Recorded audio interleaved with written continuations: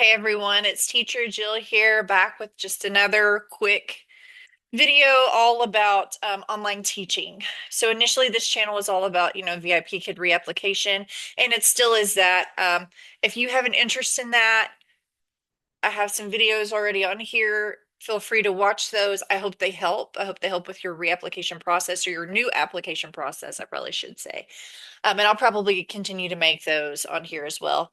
But this one is a little bit different. This one is about Outschool. So I made another video about putting too many eggs in one basket. And that was a really hard lesson that we learned back in 2020, 2021, when just all the things were coming through, like regulations in the Chinese government about, when students could and could not take lessons, things like that, like if the teachers were foreign based, things of that nature. Students are, I, I can't speak to like the current state of how students are taking lessons because I still get bookings on VIP Kid. Not very many. I've been very open about that because again, my schedule's super limited. I can't teach until 9 a.m. because I have young kids that, need to be sent to school, things like that. However, and also with the VIP Kid pay cut, right? What they reorganized their pay structure, which, it's their company, they can choose to do those things. I miss the old pay structure, just like we all do, right? If you were in the VIP Kid land, back in its heyday. Um, but here's the thing. You say, "Oh, I cannot do VIP Kid. It pays so little." And yeah, the pay is not what it used to be at all. But again, I'm very grateful for any and all money I can earn. And if I just get a few bookings this month, that's awesome. It helps me like fund things for my kids and fund retirement and do all those things for me too. So I'm grateful for any and all money I can make. But a real big earner is Outschool. So, yes, there are a lot of people on Outschool. That's okay. Summer's approaching.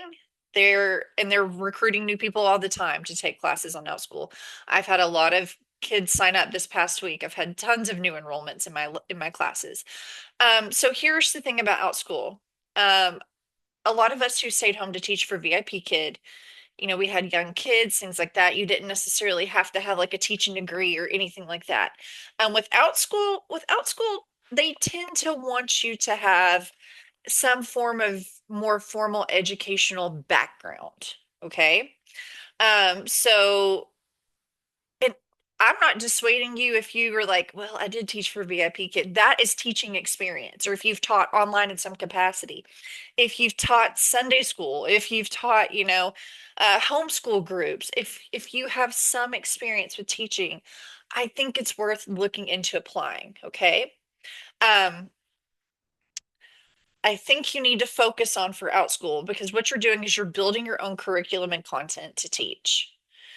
What you need to focus on is what are you an expert in? Okay. So I know I mentioned Sunday school and things like that. Um, you can't teach things like pushing any kind of religious agenda on any front. You could teach like a history of religion class if you were a history teacher. But they're very, upfront about that of like this is like baseline of like this is an entry for all students everywhere that we can all learn, and we're not going to have like controversial subjects come up unless it's a class like specifically like educating kids like about the content area. Okay. And you'll see some of those classes here or there of like, oh, that's a person who like that's a doctor teaching about like what happens during puberty and things like that, right? Like there's some very specific and nuanced classes, and if you're going to teach a class like that, they really heavily vet you to know that like you're a person who can teach that and you know what you're talking about. So that aside, I think that you need to teach your area of expertise. So when I started with Outschool, I taught a lot of classes that were science based. And I taught kids all age groups. Okay. Um, so I started off with like what am I an expert in? What do I know a lot about, right? And I learned like I had learned a lot about snakes and things like that. I'm a science teacher, taught a lot about snakes, sharks, right? Like those were some of my classes. I had some other classes going on then too, that I've since changed. And then I thought, well, there are some classes that there are some needs, right? Like I see kids, they can't do certain things and they need to learn how to do those things. And parents probably want them to learn how to do those things. And so then that's when I kind of discovered my niche or my niche on Outschool, right? And I've said this before, I don't tell people what my niche is just because once one person mentions their niche, their very specialized unit, then it like kind of plants that seed of like, oh, well, I can make classes about that, right? And it may not be a good fit for you, right? I think you have to go and develop what your niche is. If you love to cook and you're like, man, kids need to know how to make 4 or 5 really good, healthy, well-balanced meals. And I make these meals all the time, and I have a kitchen I love to cook in, and we can set that up. Like people do cooking classes, cake decorating, cookie decorating, right? Like you might have to list the supplies that the kids might need and you might have to let parents know like what they need ahead of time, right? There's a lot of content building that goes into certain classes. Okay. I've had to do my fair share of content building too because I do offer some semester long science classes, so I have to build the content, and build the syllabus and things like that. um, so again, like if you see a need, if like kids don't know how to learn how to write in cursive, I want to teach them how to write in cursive. And you have really great penmanship and you love to do that, and you love to do calligraphy, you could teach calligraphy, you could teach cursive writing, right? There are so many awesome classes. And parents, I will tell you this, my husband and I are both teachers, and one of our kiddos, our middle child, both of us just like we hit like walls with him because we're just like, man, you do not want to learn with us, right? Like, and some kids just the dynamic is such that it's not the best way for them to learn when their parents are teaching them like certain kinds of instruction, right? Like, so keep that in mind. My son will probably take some Outschool classes over this next year because it's like parents kind of want to farm those things out because they may learn it better from a teacher. And also, I've noticed that I get students in my niche classes because it's like they want me echoing what the parents are telling them at home of like certain things to do. So yeah, sometimes parents enroll in classes just to hear you like echo their values or like what they've tried to teach and tell their kids. It's like, see, I told you you have to write like this. Like this is like what you need to do in order for people to read what you're writing. So it kind of can help you like echo those things with parents too, and they love that, right? And so also the beautiful thing about Outschool is you set your rate. Outschool takes a 70% cut no matter if your classes are $1 or $100, right? And I think it's fair to be about $1 a minute, especially if you're going to do like a one-on-one tutoring. I think that's a pretty fair starting point. And you can offer 20-minute sessions, 30-minute sessions, hour-long sessions. I've done some tutoring on Outschool before. Um, my group classes, I charge a little less. I've slowly increased my price over the years. I usually do like $1 a year thereabout. Like I'll inch it up a little bit. And I'm trying to gather my thoughts on this. I apologize.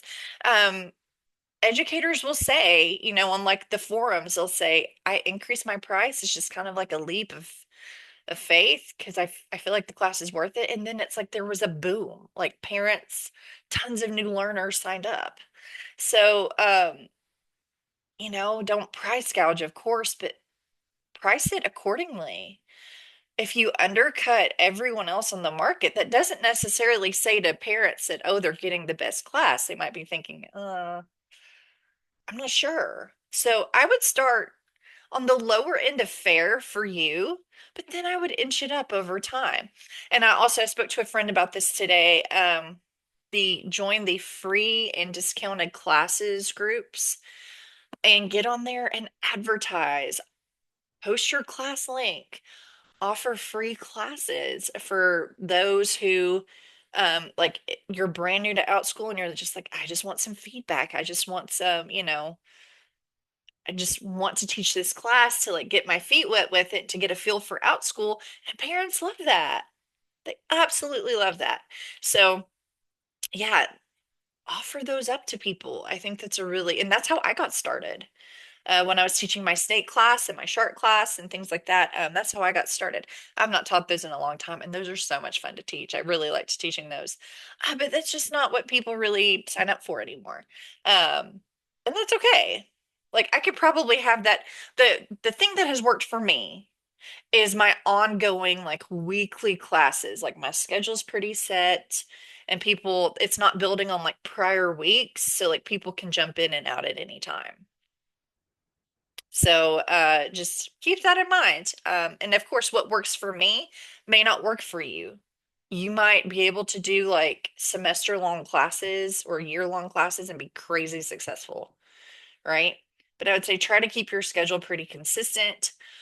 Cancel if you have to cancel a class, make sure it's more than 24 hours out, or else they send you an email about like being penalized, things like that. And of course, if you have to cancel a class for a learner that's already in there, you need to go about the process of refunding them and also letting them know why you canceled with short notice. Because it happened. Like I had to do that this past week with my oldest daughter. She had to go get a tetanus shot, and it was an ordeal just getting the tetanus shot for her. So, anyways, and she's totally fine. So, um, yeah, just keep all that in mind for Outschool. But I've really liked it. Disciplinary issues, I've had very few. I can think of like maybe three occasions. Like one was more recent, and I just had to put the other kids in the waiting room and I had to address the student one on one and talk about expected behavior in my class. And I let her parent know.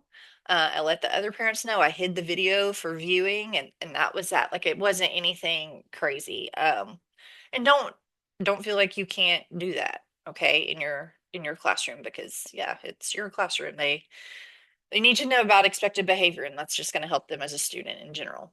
So, I hope that helps. For those of you who are thinking, maybe I want to do Outschool, go ahead and get it started. Get your background check going, submit a video.